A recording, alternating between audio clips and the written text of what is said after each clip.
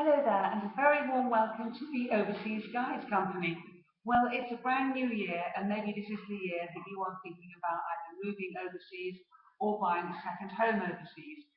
If so, you've certainly come to the right place. Our website has a wealth of information all about all aspects of buying overseas with various countries to focus on. You'll see on my right. Now, for the first one of the year, I thought I'd give you a few tips about where to start.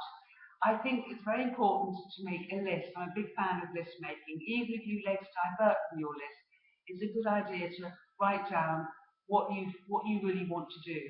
Take advice, ask around. If you can pick other people who've done the same as what you want to do, brains, all the better. Don't forget also to get independent advice. Here at the OGC, we offer entirely objective and unbiased advice, and the people who write for our countries actually live in them. So you've got a good source there to start you off. Once you've done this, try to define your requirements. Be clear about your reasons for wanting to move abroad. Get a pen and paper and list as many facts as you possibly can.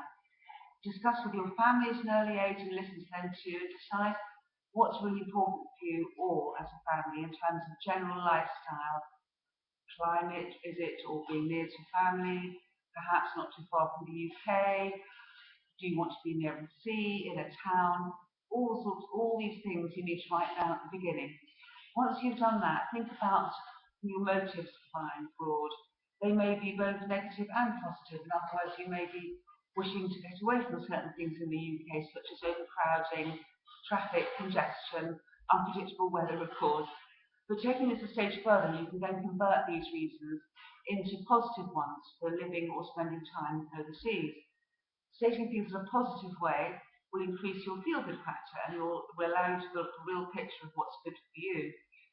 Ask questions from professionals before you even start. A good property agent will always give you time and answer you in detail wherever you might be buying. Don't bow to pressure either. Sometimes a property that looks good on paper when you're searching through the internet might not be all it's cracked up to be.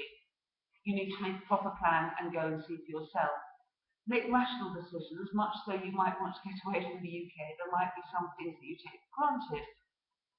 Make a list of what's really vital for you to have.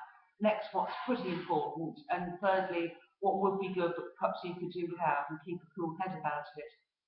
You'll need to know fairly early on how you're going to finance your purchase.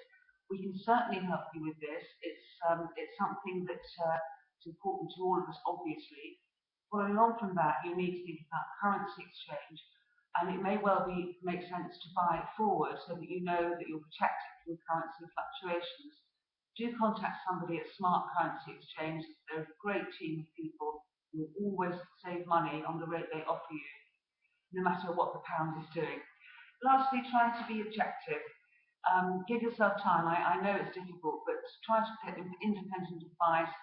Everyone has different ideas about what they want. What suits one person might not suit another. Don't be unduly swayed by it, but the more advice you do get, the more you'll build up a good picture of what's important to you.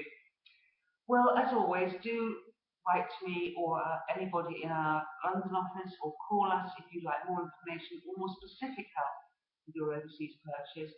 We offer an amazing amount of information and are always happy to talk to you. You will always get a personal reply. I'd like to wish you an extremely happy 2013, and I will speak to you again very soon.